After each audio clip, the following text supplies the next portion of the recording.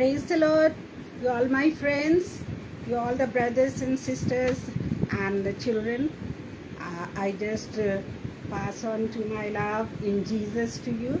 And once again, I have come to share with you on Agra Masih Manli live. And this is the blessing of God that He has kept all of us well, and He has given this wonderful opportunity to come again on the page of Agra Masih Manli live. And I thank Brother Anupam and Shabnam ji that they have been giving me this opportunity for the last 2 years, and I have been coming on this stage regularly, and I am blessed by this. As I share with you, I am blessed. The word of God blesses me a lot, and I'm sure you are blessed also. So let us pray before we start.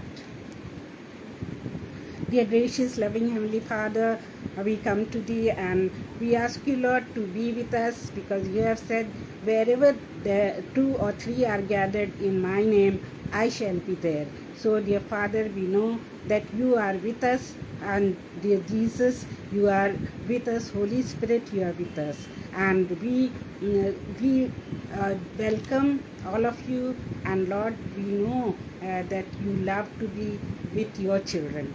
Dear Father, we commit this meeting into Your hands, and we pray that all this we may do for Thy glory. Whatever we pray or sing or share, that will be for Your glory. And dear Father, we have nothing, we have no knowledge that we can share about You.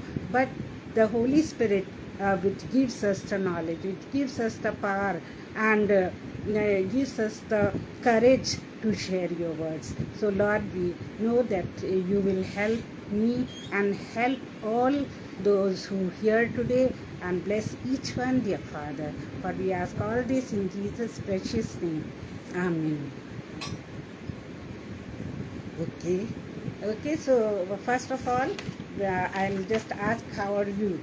And how are you feeling? How are you in the last 5 days? Because I came on Tuesday, and that day I spoke in Hindi. The message was very challenging. But today on Saturday, I always speak in English. Some of you might be knowing this. And today's message is very challenging and very encouraging. I'm so excited before sharing it, because as I was going through the scripture and preparing this message, I was so excited that when I will share this message. So I'm sure this is going to be a blessing for each one of us. So let us start with the song, even though today only I learned it, but I have heard this song many times, and this is a beautiful song. So you could sing along with me. Make me a channel of Your peace. Where there is hatred, let me bring Your love. Where there is injury, Your pardon, Lord. And where there is doubt, true faith in You. Make me a channel of Your peace. Where there is despair in life, let me bring hope. Where there is darkness, only light. And where there's sadness, ever joy. O Master, grant that I may never seek so much to be consoled as to console, to be understood as to understand, to be loved as to love with all my soul. Make me a channel of Your peace. It is in pardoning that we are pardoned. It is in giving to all men that we receive, and in dying that we are being born eternal life. Oh, Master, grant that I may never seek so much to be consoled as to console, to be understood as to understand, to be loved as to love with all my soul. So this is a beautiful song. It says that make me a channel of your peace. Make me, means I may become a blessing for others. The blessing of peace and the blessing of joy and the blessing of relief and blessing of comfort and blessing to console others. So we may not seek the love, joy, peace and the counseling just for us, but we may become the channel of all these things for others, because God, when He chooses us for His glory, for His work, then He wants us to be a blessing for others, and we become a blessing not only for the Lord, but we become a blessing for others too.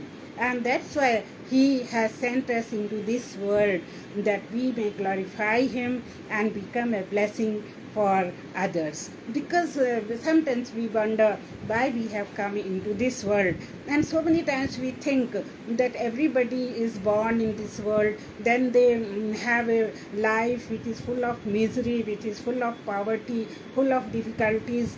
Of course, some people are blessed to have a good life also, but most of the people are, they are worried and they are having so many problems. But God never wants us to have those things. He wants us to be a blessing, and He wants us to be a blessing so we can become blessing for others. So today's passage, today's the topic which you must have read, that is very, very interesting, and that topic is how to pass from curse to blessings. How to pass from curse to blessings. So you all know what is curse.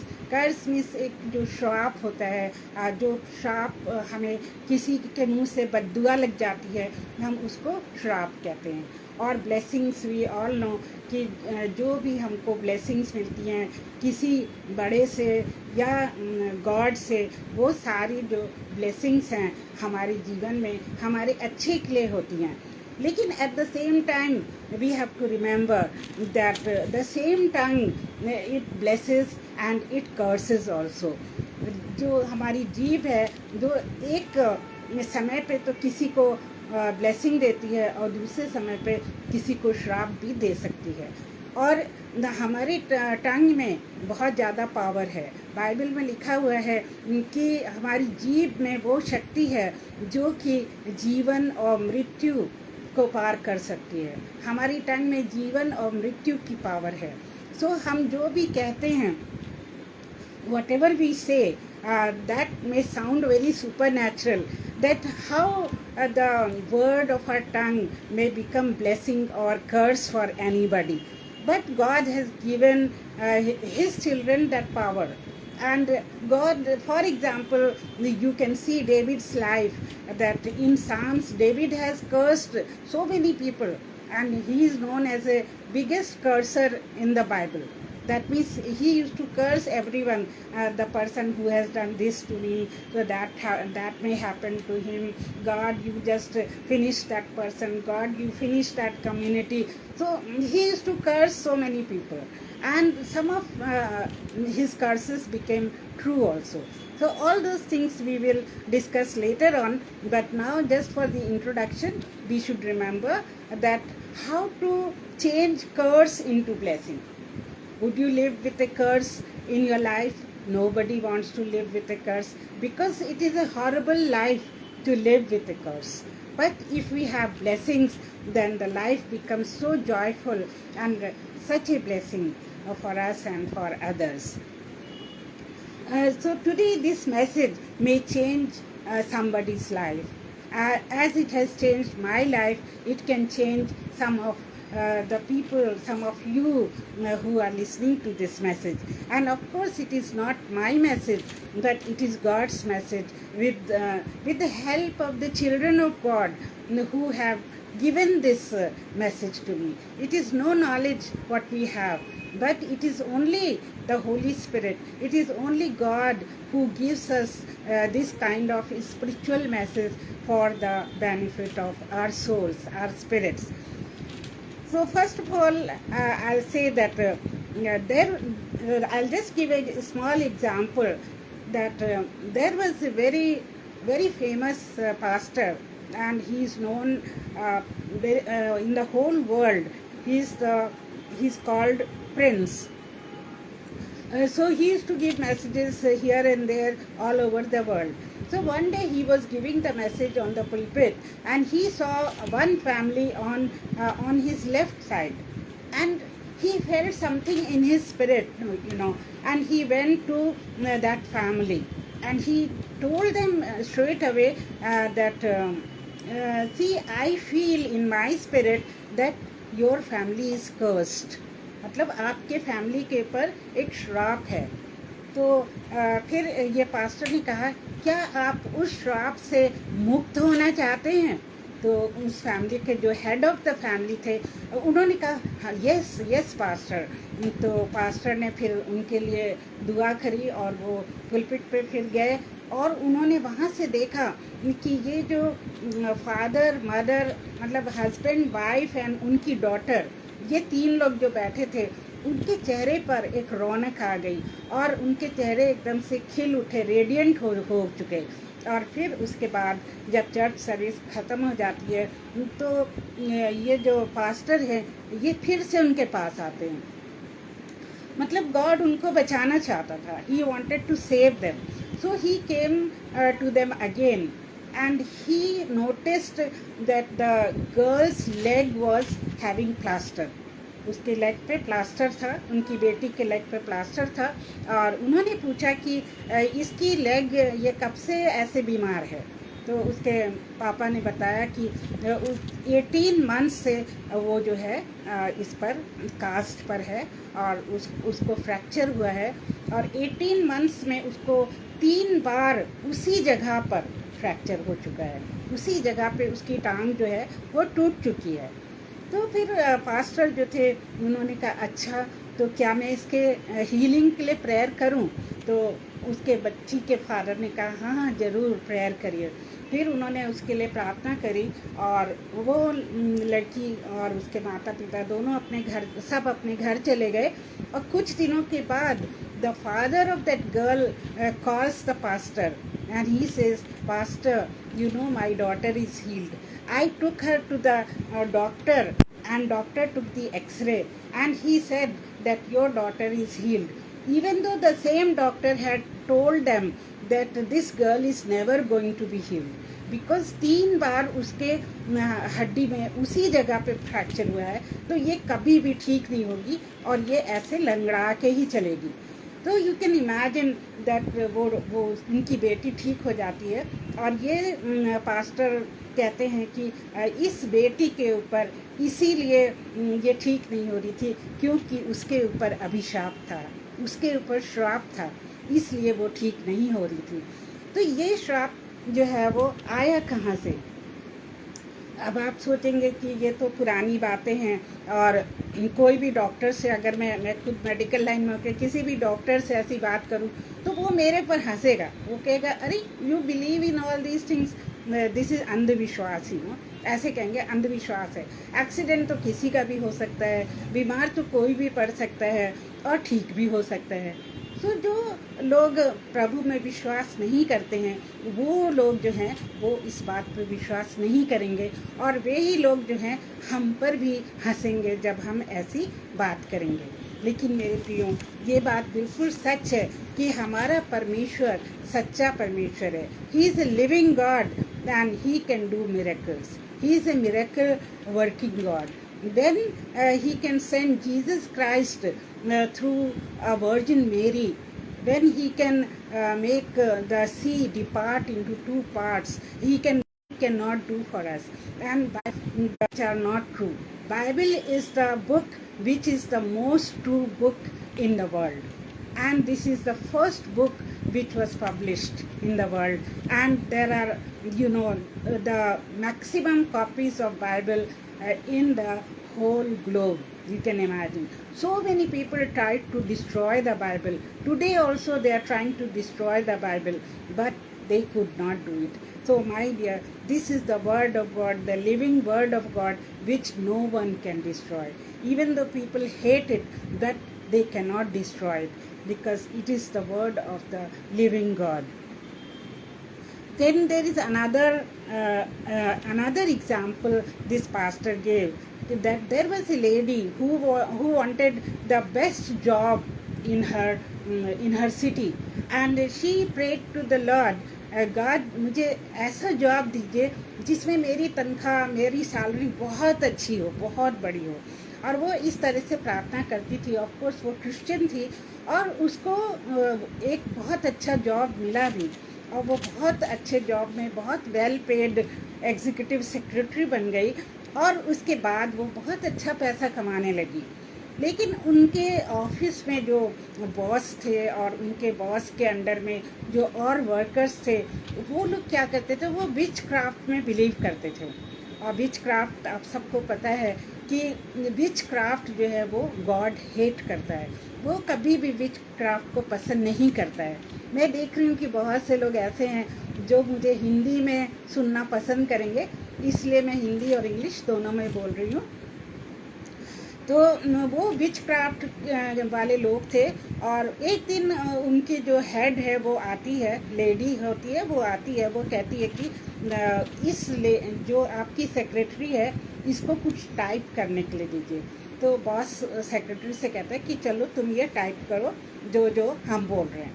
तो वो lady जो है वो type करने के लिए जैसे ही बैठती है, उसका कॉन्शियस अलाउ नहीं करता है, क्योंकि वो कुछ ऐसी प्रति थी, ऐसी चीज़ थी कि वो लिखना नहीं चाहती थी, और उसने कहा कि मैं नहीं लिख सकती हूँ.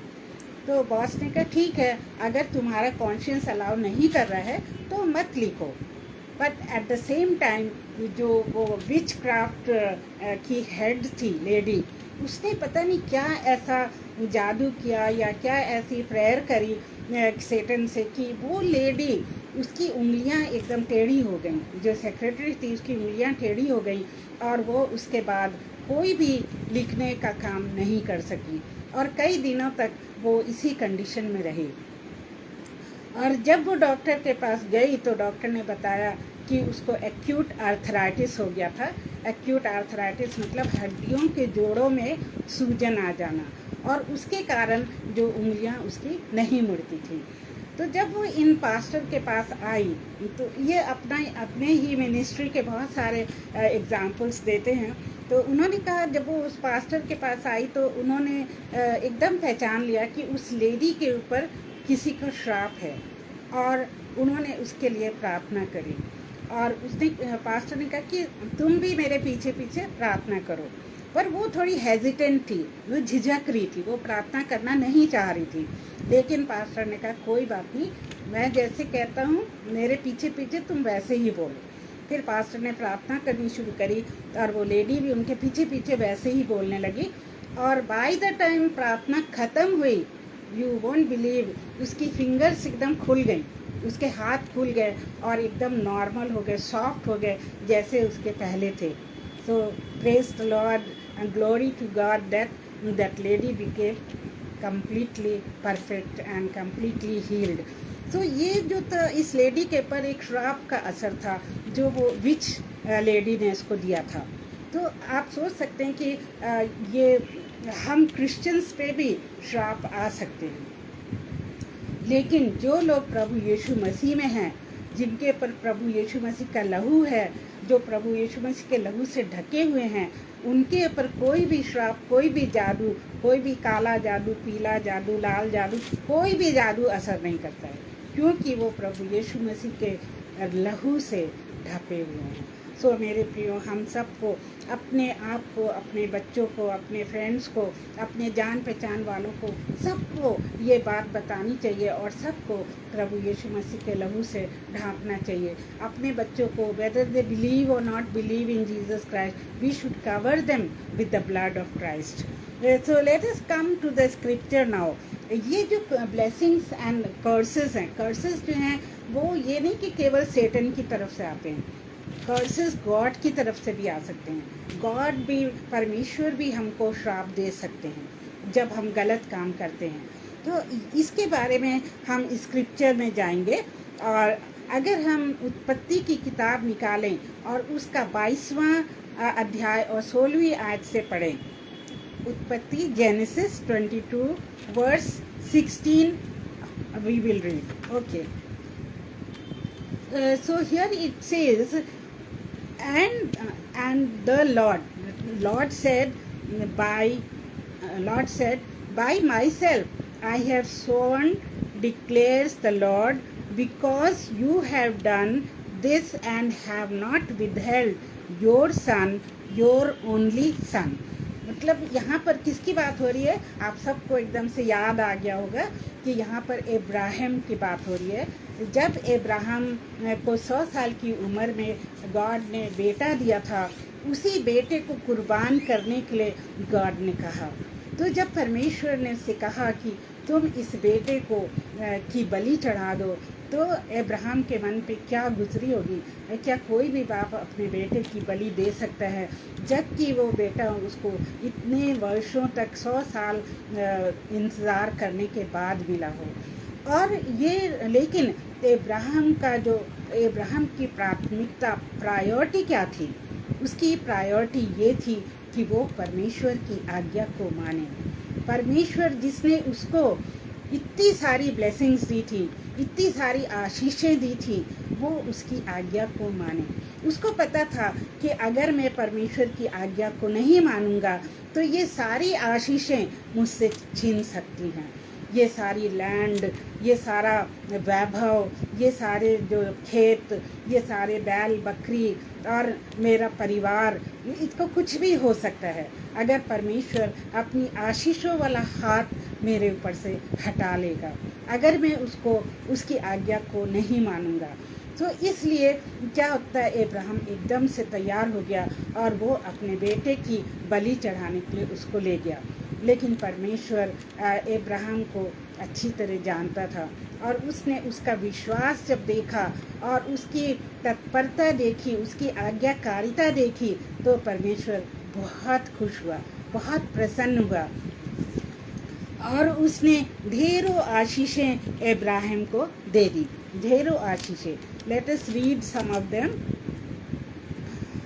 तो अभी तक हमने ये पढ़ा था कि इब्राहिम को उसने ये आज्ञा दी कि अपने बेटे को मेरे लिए बलि चढ़ा दे। Then God says, since you have obeyed me, I will surely bless you and I will surely multiply your offspring as the stars of heavens and as the sand that is on the seashore, and your offspring shall possess all the means your offspring, sorry I can't see, your offspring shall possess the gate of the enemies, and your offspring shall be means blessed in the nation.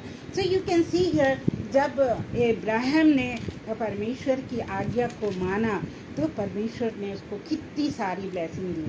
उसने ये नहीं कि केवल इब्राहिम को blessing दी, बल्कि उसने इब्राहिम को blessing दी कि तुम्हारे अनगिनत बच्चे हों, जितने की स्टार्स हैं जिनको कोई गिन नहीं सकता है, जितने की समुद्र के किनारे बालू के कण हैं जिनको कोई गिन नहीं सकता है, उससे भी अधिक तुम्हारी संतानें हों। और उसने ये भी कहा लॉर्ड ने कि जो तुम्हारी संतानें और उनकी संतानें और उनकी संतानें हैं, उन सब पर मेरी आशीष होगी। तो मेरे प्रियो, यहाँ हम देखते हैं कि आशीषें जो हैं वो केवल एक जनरेशन पर ही नहीं होती हैं, और वो जो है जनरेशन टू जनरेशन आगे बढ़ती बढ़ती बढ़ती ही चली जाती है। सो हमारे पूर्वजों के अच्छे कामों से जो है हमको ब्लेसिंग्स मिलती हैं, और गॉड हमें अपनी प्रतिज्ञाओं से कभी पीछे नहीं हटता है, और वो हमको ब्लेस करता है। तो यहाँ पर हमने ब्लेसिंग के बारे में देखा कि गॉड जो है कैसे प्रसन्न होता है जब उसके बच्चे उसकी आज्ञाओं को मानते हैं और वो उनको ब्लेस करता है। फिर हम देखते हैं कि एक और विवरण है बाइबल में, genesis chapter 27 and versus 24 onwards, versus 24 onwards. In this it is written, he said, "Are you really my son, Esau?" And he answered, "Yes." He answered, "I am." तो ये वाली वर्ड्स सुनकर भी आपको याद आ गया होगा कि ये किसके बारे में कही जा रही है। ये जो है ये ईसो के बारे में, आइजक और ईसो के बारे में कही जा रही है। लेकिन इससे पहले एक बहुत ही दुखद घटना हो चुकी थी, क्योंकि ये जो आइजक था इसको शिकार का मीट खाने का बहुत शौक था, और वो जो है चाहता था कि उसके जो ईसो है वो बहुत अच्छा शिकारी था, और वो चाहता था कि वो शिकार करके लाए और उसकी मम्मी रिबेका उसके लिए अच्छा सा खाना बना के उसको दे।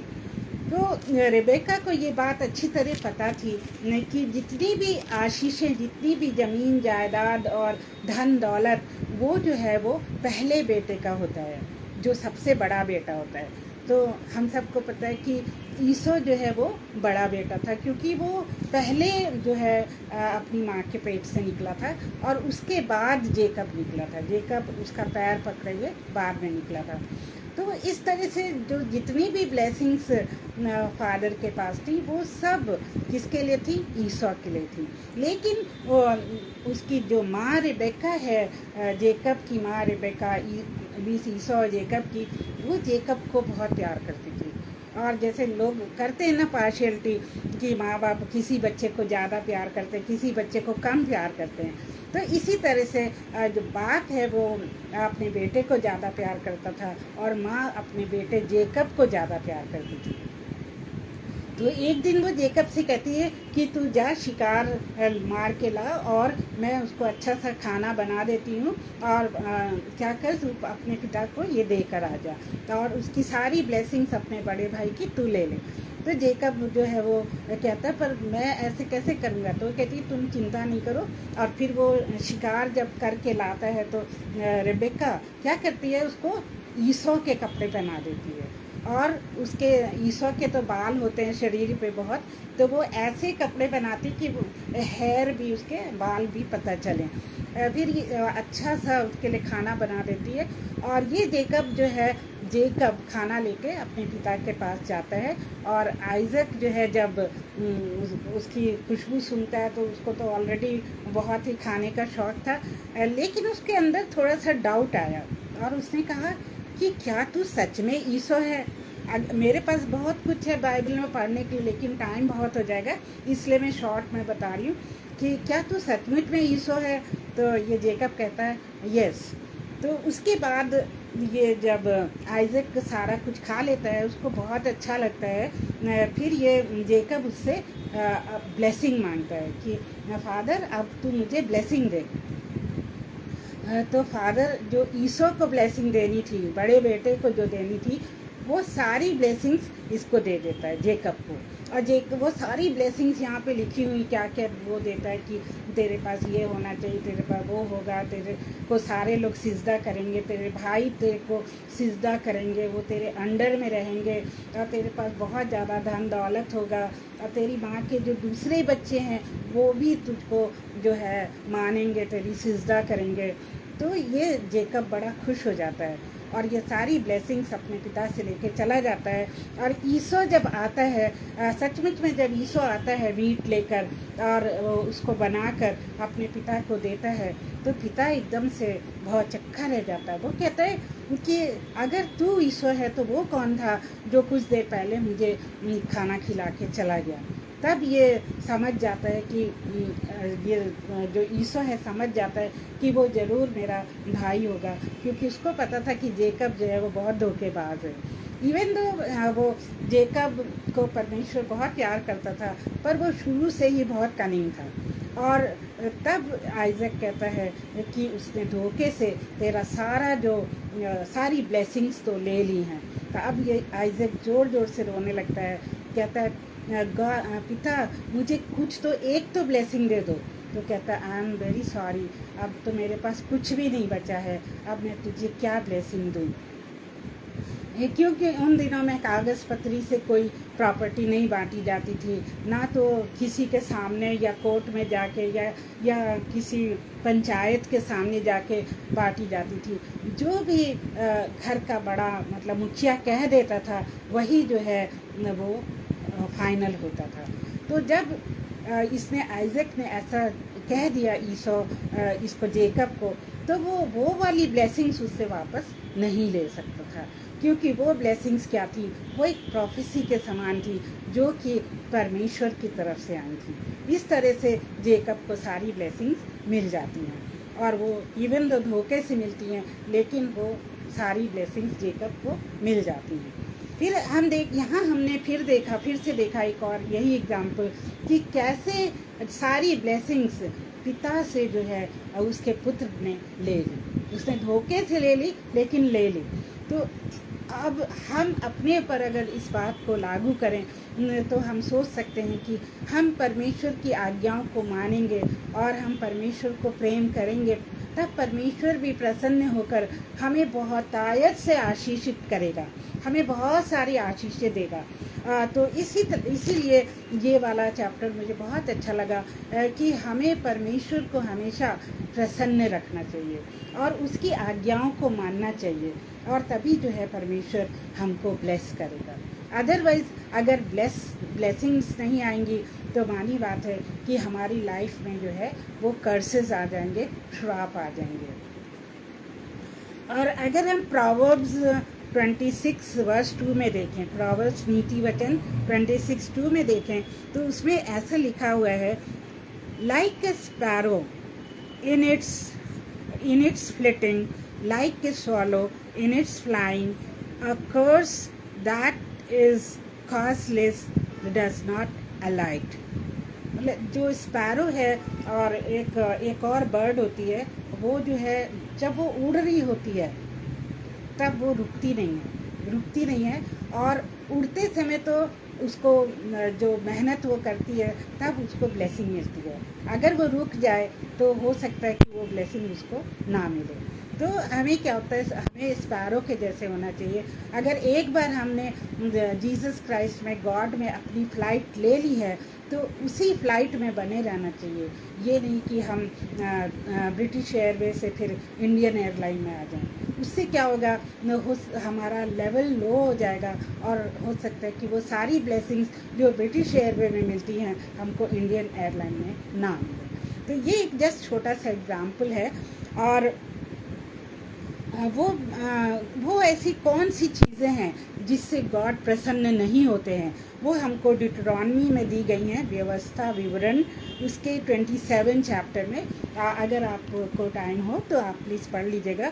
जो परमेश्वर को पसंद नहीं है और जिससे परमेश्वर हमारे ऊपर कर्स डाल देता है, मतलब श्राप डाल देता है, वो ऐसी कौन सी चीज़ें। नंबर 1, आइडोलेट्री मीन्स मूर्ति पूजा, क्योंकि परमेश्वर मूर्ति पूजा बिल्कुल पसंद नहीं करता है और वो उन लोगों को श्राप देता है जो मूर्ति पूजा करते हैं। जैसे कि उसने इज़राइलाइट्स पे श्राप डाल दिया था क्योंकि वो बाल देवता की पूजा करते थे। और फिर सेकंड पॉइंट है डिसऑनरिंग पेरेंट्स। जो लोग अपने माता पिता का आदर नहीं करते हैं उनके ऊपर भी परमेश्वर का श्राप आ जाता है। आजकल के बहुत सारे बच्चे इस बात को रियलाइज़ नहीं करते हैं और वो अपने माता पिता को कुछ भी नहीं समझते हैं, उनका अपमान करते हैं, इवन उनको ठीक से रख नहीं पाते हैं, उनको घर से निकाल देते हैं। तो ऐसे बच्चों पर भी परमेश्वर का श्राप आता है और ऐसे बच्चे वो कभी भी खुश नहीं रहेंगे जीवन में, वो कभी भी प्रसन्न नहीं रहेंगे, क्योंकि परमेश्वर का ये लॉ है। फिर तीसरा पॉइंट है अननेचुरल सेक्स। जो लोग अननेचुरल सेक्स करते हैं, क्योंकि बाइबल कहती है कि एक ही one man and one woman, that means एक आदमी एक औरत से ही शादी कर सकता है और वो दोनों एक दूसरे के प्रति वफादार रहें और उनका ही आपस में शारीरिक और आत्मिक संबंध हो। लेकिन यहाँ पर हम देखते हैं कि गॉड को क्या नहीं पसंद है। उसको ये नहीं पसंद है कि कोई अननेचुरल सेक्स के ज़रिए ढूंढे। जैसे कि मैं इतना ज़्यादा नहीं बताना चाहती, इवन दो हमने सब कुछ पढ़ा हुआ है, लेकिन अननेचुरल सेक्स मीन्स जैसे कि एक बाप का अपनी बेटी से सेक्सुअल रिलेशन, एक माँ का अपने बेटे से सेक्सुअल रिलेशन, एक भाई का अपनी बहन से, या अपने किसी भी रिश्तेदार से सेक्स होना, या दो आदमियों का आपस में, या दो लेडीज़ का आपस में सेक्स होना, ये सारे क्या हैं? अननेचुरल सेक्स हैं, बीस्टियलिटी, एनिमल्स के साथ। तो ये सारे जो टाइप के सेक्स हैं, इनको परमेश्वर कभी भी अप्रूव नहीं करता है और ऐसे लोगों पर परमेश्वर का श्राप आ जाता है। लेकिन आजकल आप दुनिया में देखेंगे कि आजकल कितना ज़्यादा पाप हो रहा है, और इवन हमारी साइकोलॉजी की बुक में ये लिखा हुआ है कि ये जितने भी एबनॉर्मल सेक्स हैं, ये सब आजकल दुनिया मानती है और इनको एबनॉर्मल अब नहीं कहती है। सो दुनिया कहाँ जा रही है? दुनिया जो है वो नरक में जा रही है, क्योंकि उन्होंने परमेश्वर की आज्ञा को सुनकर भी नहीं सुनना चाहा और वो अभी भी पाप में और भी डूबती चली जा रही है। ये चौथा पॉइंट है इनजस्टिस। इनजस्टिस में जब हम किसी के साथ इनजस्टिस करते हैं, अन्याय करते हैं, तो वो भी परमेश्वर को गवारा नहीं है।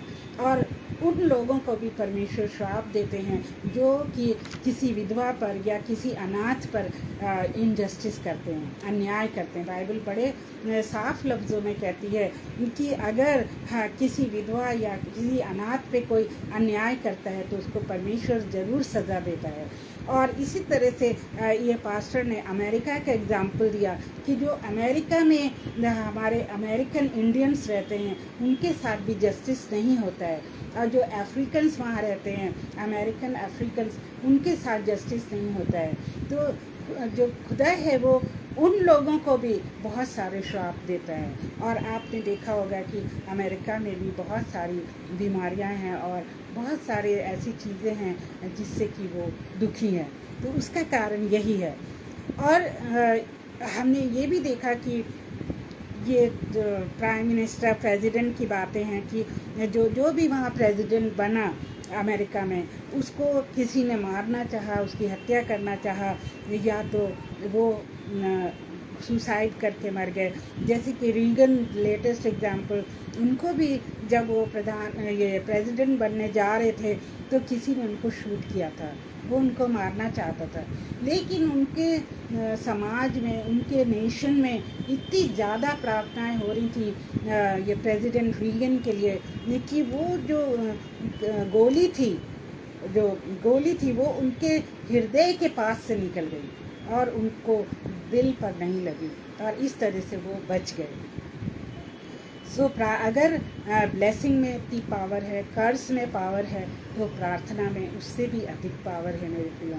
सो जब भी कोई खतरा आता नज़र आए तो हमको क्या ज़रूरत है? प्रार्थना की ज़रूरत है। जैसे कि आजकल मणिपुर में जो कुछ हो रहा है, उसके लिए हमें बहुत प्रार्थना की ज़रूरत है। पूरे देश में ही नहीं, देश विदेश में प्रार्थना की ज़रूरत है, तभी ये अत्याचार जो है ख़त्म हो पाएगा। और जरमाया 17 वर्स 5 to 6 में देखिए क्या लिखा हुआ है। Thus says the Lord, cursed is the man who trusts in man and makes flesh his strength, where heart turns away from the Lord. He is like a shrub in the desert. तो पूरा verse मैं नहीं पढ़ रही हूँ क्योंकि इसमें सारी मीनिंग आ गई है, मेन अर्थ जो है वो आ गया है। गॉड ये कह रहे हैं, परमेश्वर यूँ कहता है कि वो मैन श्रापित है जो कि दूसरे इंसान में मदद को ढूंढता है। वो जो दूसरे इंसान पर जो है मदद के लिए अपना हाथ फैलाता है, वो इंसान श्रापित है। क्योंकि हमारा परमेश्वर जो है वो सर्वशक्तिमान है और उसने हमको इतने सारे प्रॉमिसेस किए हैं कि वो हमको सब कुछ देगा, जो हमको चाहिए वो हमको देगा। वो हमें कभी छोड़ेगा नहीं, कभी त्यागेगा नहीं। और उसने इतने सारे प्रॉमिसेस हमसे किए हैं कि वो हमारी हर आवश्यकता को पूरी करेगा। लेकिन जब हम उन प्रतिज्ञाओं से हटकर किसी मनुष्य पे से आशा लगाते हैं तो परमेश्वर बहुत नाराज़ होता है। तो क्यों ना मेरे प्रियो, हम सबसे पहले जो हमें चाहिए वो परमेश्वर से मांगे, क्योंकि परमेश्वर के पास सब कुछ है। वो हमको सब कुछ दे सकता है और उसने लोगों को, मनुष्यों को के पास जो भी है वो परमेश्वर ने ही दिया है। तो हमें अपना विश्वास परमेश्वर पर से नहीं हटाना है। अगर हम अपना विश्वास परमेश्वर पर से हटा देते हैं तब परमेश्वर अपनी आशीषें भी हम पर से हटा लेते हैं। और एक और एग्जाम्पल है कि न्यूजीलैंड में जो है लोग, न्यूजीलैंड कंट्री वो भी अंडर द कर्स है। कर्स है या हो सकती है, आई डोंट वांट टू से कर्स है, क्योंकि New Zealanders most of them they don't like to pay the tax. जो टैक्स गवर्नमेंट को देना होता है वो नहीं देते हैं और वो सारे जो रुपए पैसे हैं वो अपने पास छिपा के रखते हैं। तो जो ऐसे लोग हैं उनके ऊपर भी कर्स होता है। जैसे कि यीशु मसीह ने नए नियम में कहा है कि जो सीज़र का है वो सीज़र को दे और जो चर्च का है वो चर्च को दे। तो इस तरह से क्या होता है कि हमको परमेश्वर की आज्ञा को मानना है। दैट मीन्स जो भी टैक्स हमें गवर्नमेंट को देना है वो हमको देना चाहिए। ये नहीं कि उसको हम छुपा के रख लें।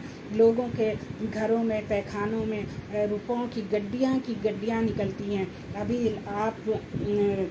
आप जो है मंडली, उसके अंदर आप देखेंगे कि उसके अंदर जो भी है मंत्री लोग, एक मंत्री है जिनके घर में मशीनों के अंदर रुपयों की गड्डियाँ निकली हैं।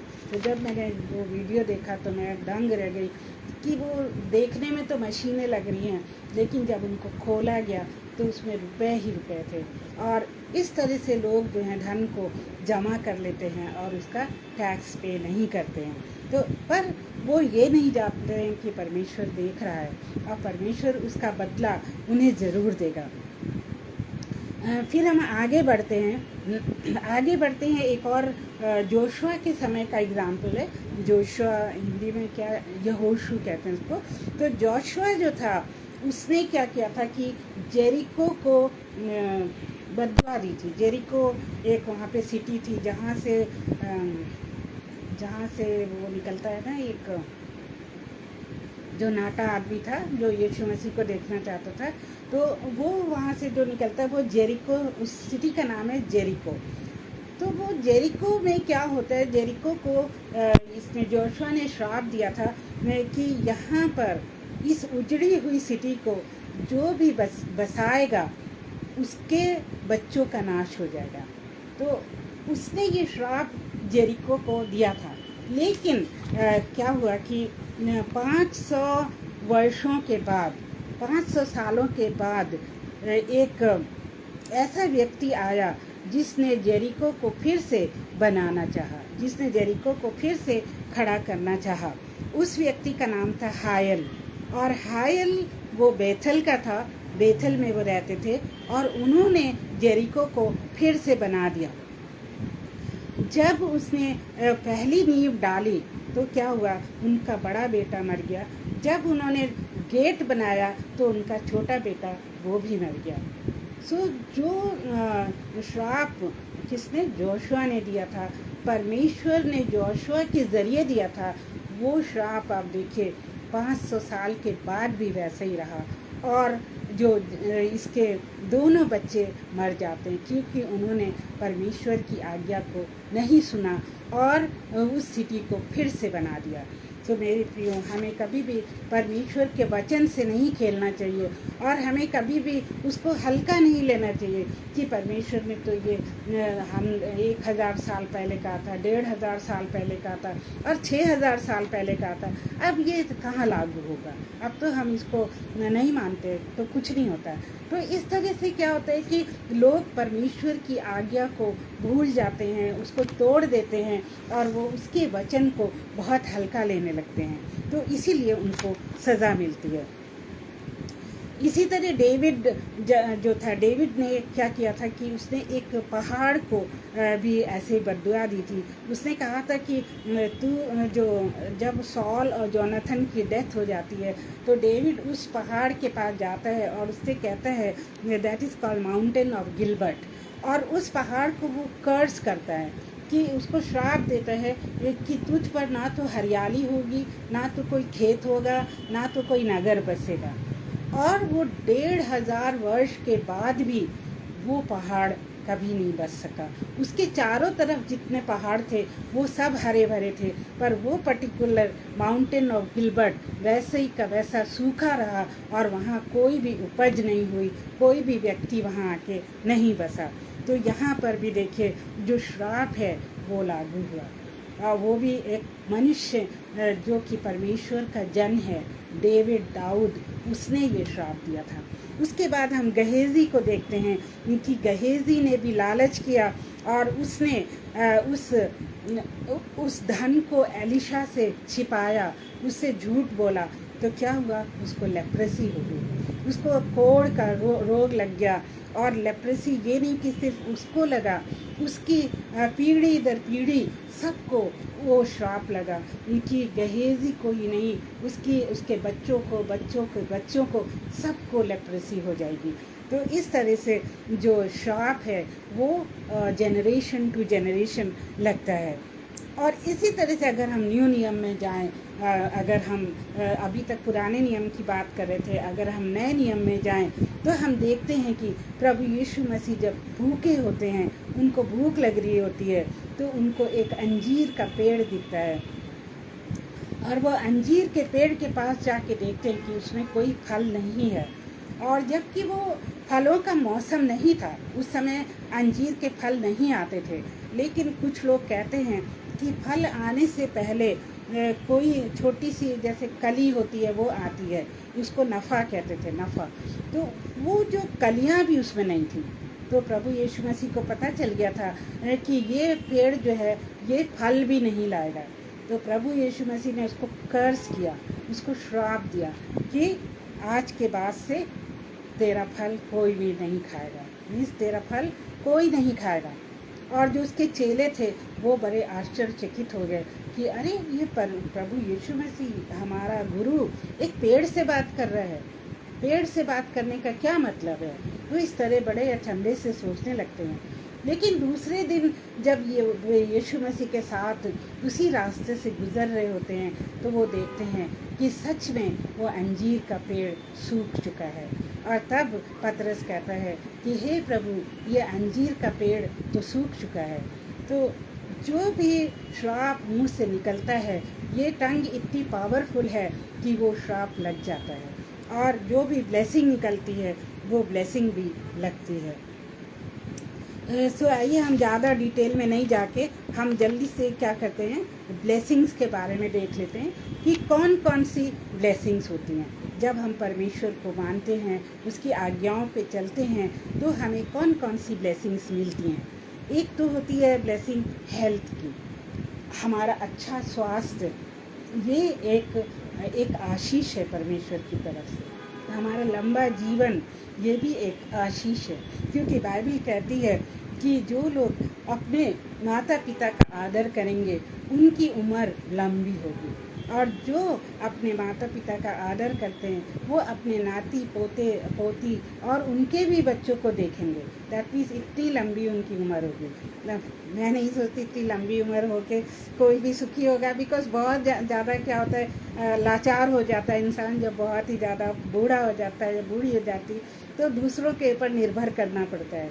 लेकिन परमेश्वर की ये आशीष है, क्योंकि पुराने उस ज़माने में, यानी वी हैव टू से कि उस ज़माने में तो लोग 1000 वर्ष से भी ज़्यादा ज़िंदा रहते थे। आप मोसेस का एग्ज़ाम्पल देख लीजिए, आदम का एग्ज़ाम्पल देख लीजिए, काफ़ी सालों तक लोग ज़िंदा रहते थे। तो परमेश्वर ने उस समय में ये आशीष दी थी कि उनकी उम्रें जो हैं वो और लंबी हो जाती हैं। तो जो लंबी उम्र का होना और अच्छी सेहत का होना, ये एक ब्लेसिंग गॉड की तरफ से है। उसके बाद जो सेकंड ब्लेसिंग है वो है रिप्रोडक्शन। रिप्रोडक्शन मीन्स अपने फैमिली में जो है बच्चों का होना। किसी किसी फैमिली में आप देखते हैं कि बच्चे पैदा नहीं होते हैं, और किसी फैमिली में तो ऐसा भी होता है कि बच्चे पैदा होते ही मर जाते हैं। तो उनके परिवार में रिप्रोडक्शन की या औलाद की ब्लेसिंग नहीं होती है, और वो कहाँ कहाँ जाते हैं मन्नतें मांगने, दुआएं करने और फ़कीरों को खाना खिलाने, फिर भी जब तक परमेश्वर की इच्छा नहीं हो उनको वो ब्लेसिंग नहीं मिलती है, क्योंकि उनके ऊपर कर्स होता है।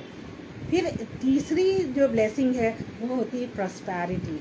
प्रॉस्पेरिटी मीन्स अच्छा घर होना, धन दौलत होना और गरीबी में नहीं होना, अच्छा सुखदायक जीवन बिताना, वो होती है प्रॉस्पेरिटी। फिर नेक्स्ट ब्लेसिंग है विक्ट्री, विजय। हर चीज़ में जिसमें परमेश्वर का जन हाथ डालता है उसमें उसको विजय ही विजय मिलती है। कहते हैं ना कि कोई इंसान अगर मिट्टी को भी छू देता है तो वो सोना बन जाती है, क्योंकि परमेश्वर की आशीष उसके ऊपर होती है। फिर गॉड का फेवर, जो गॉड है वो उस इंसान के ऊपर अपना फेवर, अपनी ब्लेसिंग्स बरसाता है जो उसकी आज्ञा को मानते हैं। तो ये सारी जो है ब्लेसिंग्स हैं। और एक और भी ब्लेसिंग है कि आप अपने परिवार में हेड हैं या टेल हैं। हेड का मतलब ये होता है कि आप अपने परिवार में एक बहुत ही इम्पॉर्टेंट पर्सन हैं, और टेल का मतलब होता है कि जो इम्पॉर्टेंट नहीं होते हैं। सो वो भी एक ब्लेसिंग होती है। अब हम देखेंगे कि हमने ब्लेसिंग्स तो देख ली, अब क्या क्या कर्सेस होते हैं बाइबल के अनुसार। कर्सेस और अभिशाप क्या क्या होते हैं। एक होता है ह्यूमिलिएशन। ह्यूमिलिएशन मतलब बहुत नीचा दिखाना, किसी इंसान को बहुत नीचे दिखना या नीचे गिर जाना।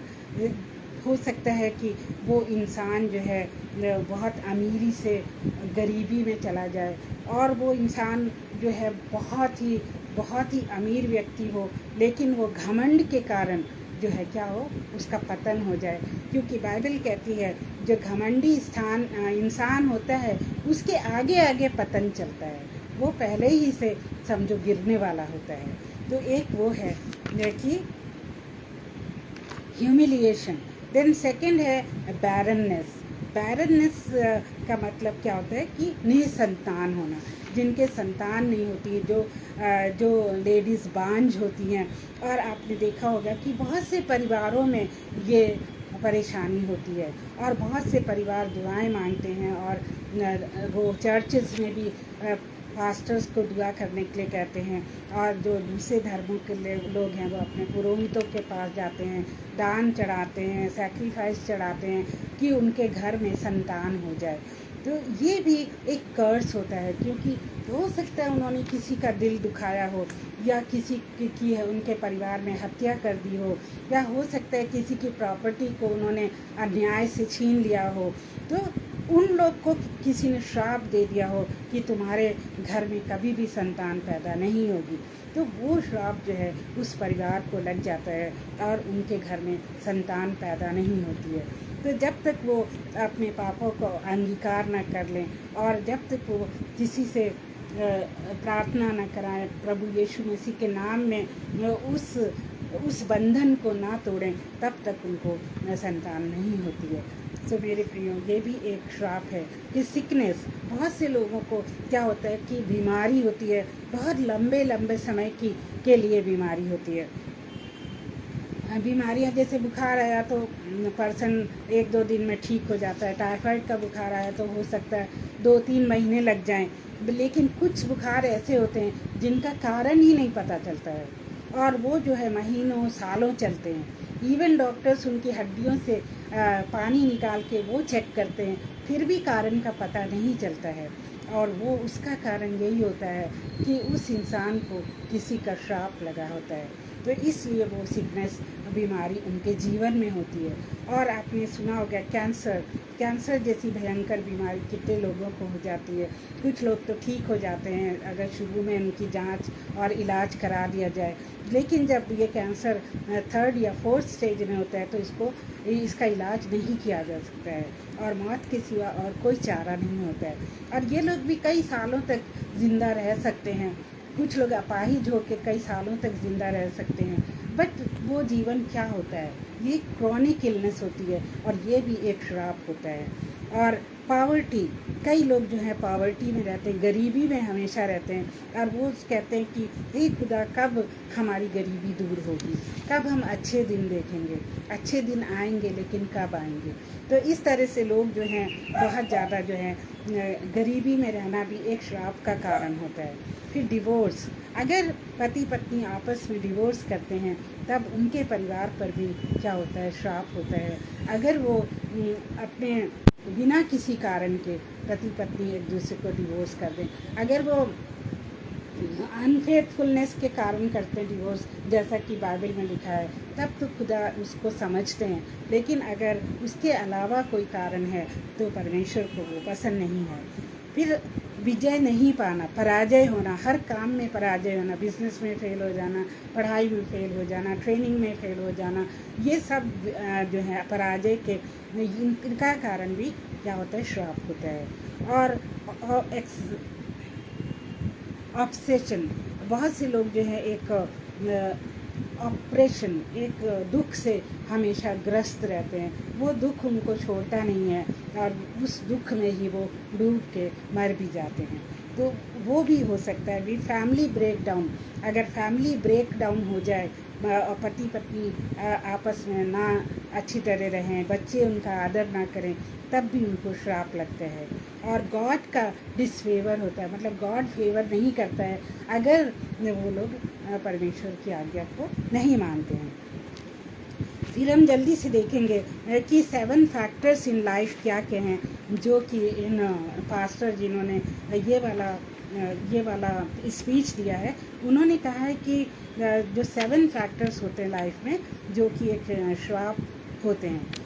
नंबर 1 है मेंटल एंड इमोशनल ब्रेकडाउन, मतलब पर्सन को मेंटल या इमोशनल प्रॉब्लम हो जाती है और उसकी कोई भी डायग्नोसिस, कोई भी डॉक्टर उसकी डायग्नोसिस नहीं कर पाता है। कोई बीमारियां ऐसी होती कि उनकी डायग्नोसिस नहीं हो पाती। बहुत से लोग कहते हैं मुझे यहाँ दर्द है, वहाँ दर्द है, उनका एक्सरे ले लिया जाता है, उनका CT स्कैन हो जाता है, MRI हो जाता है, ये सब तरह की जांच हो जाती है, पर उसका कारण नहीं पता लगता है, तो वो भी एक श्राप होता है। और साथ में क्या होता है, कंटिन्यूअस फाइनेंशियल प्रॉब्लम होता है, हम देख चुके हैं तो उसको रिपीट नहीं करेंगे। और कुछ लोग जो हैं वो एक्सीडेंट प्रोन होते हैं, मतलब उनका हर घड़ी ज़रा दूर पे एक्सीडेंट हो जाता है। जब उनसे पूछा हाउ आर यू, तो कहते हैं अरे मेरा तो एक्सीडेंट हो गया और मैं यहाँ लड़ गया, वहाँ लड़ गया।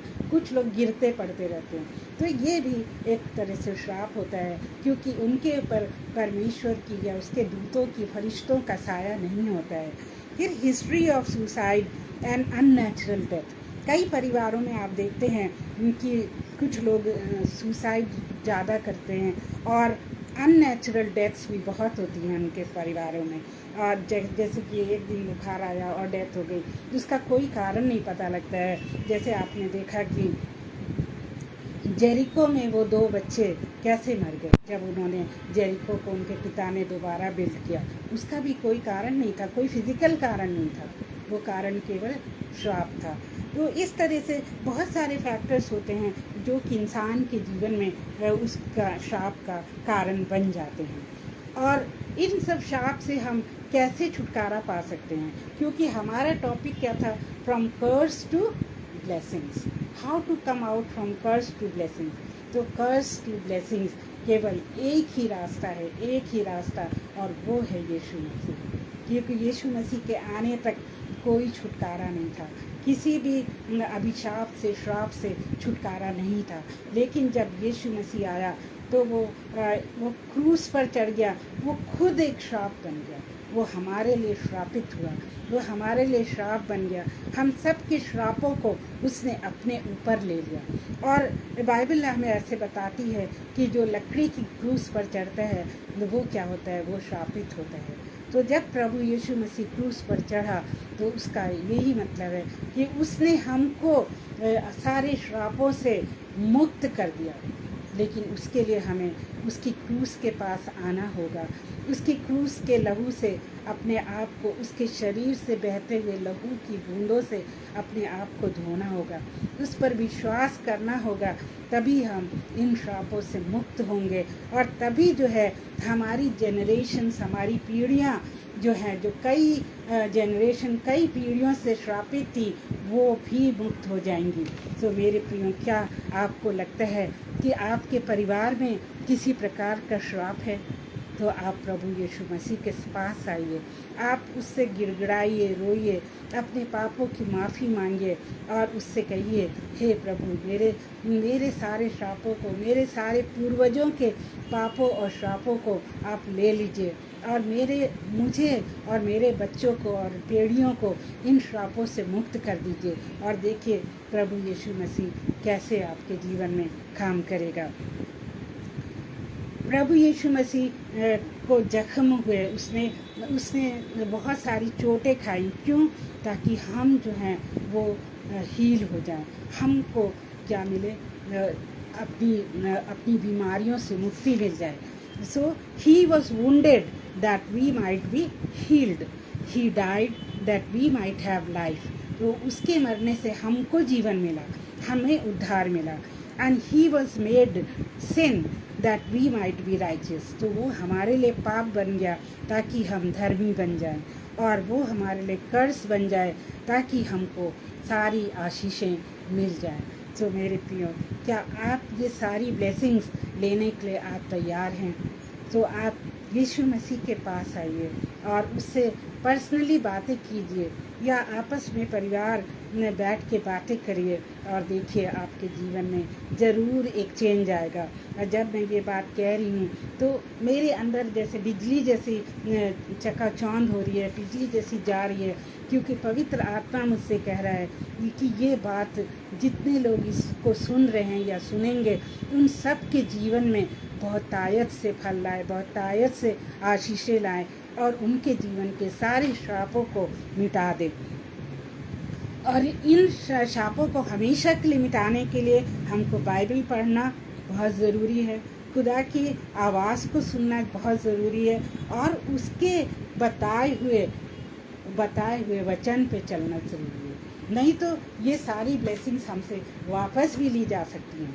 तो ये नहीं कि एक बार ब्लेसिंग मिल गई तो बस हम मुक्त हो गए, अब तो हमेशा वाह वाह है। मतलब हमको हमेशा प्रभु यीशु मसीह के ऊपर, उसकी क्रूस पर अपनी नज़रें टिकाए रखनी है, और हर दिन हमें प्रभु का वचन पढ़ना है और उसकी आज्ञाओं का पालन करना है। तो आइए हम प्रार्थना करें। हे प्यारे प्रभु परमेश्वर, हम आपसे विनती करते हैं, हम आपका लाख लाख धन्यवाद करते हैं प्रभु जी कि आपने हमसे बातें करी और आपने हमको बहुत सारे अमूल्य शिक्षाएं दी कि आप कैसे हमको हमारे श्रापों से मुक्त करते हैं। और प्रभु जी, आप तो यही चाहते हैं कि आपके बच्चे हमेशा आशीषित रहें और हमेशा खुश रहें, प्रसन्न रहें, और मुक्ति दाता यीशु मसीह के द्वारा वो उद्धार पाएँ। प्रभु जी, हम सब के साथ हो, और ब्रदर अनुपम और शबनम जी को भी अपनी सामर्थ्य और शक्ति दे, उनको अपनी बरकतें दे, और हम सब जब तक ना मिले हम सबको अच्छी तरह से रख। ये छोटी सी प्रार्थना हम अपने प्यारे प्रभु यीशु मसीह के नाम में मांग लेते हैं। इसे सुनने के लिए आपका धन्यवाद देते प्रभु जी, आमीन। तो आप सबको यहाँ आने के लिए बहुत बहुत धन्यवाद, और आप सबका स्वागत मैंने शुरू में नहीं किया था, पर मैं आप सबका धन्यवाद देती हूँ कि आप लोग आए। सुषमा जी, रोहिणी जी, इवन ब्रदर आलविन एंड शबनम जी, अनुपम जी, आप सबका लाख लाख धन्यवाद हो, और प्रभु आपको बहुत तायत से आशीष दे। जय मसीह जी। विनय मेरा भाई भी आया हुआ था।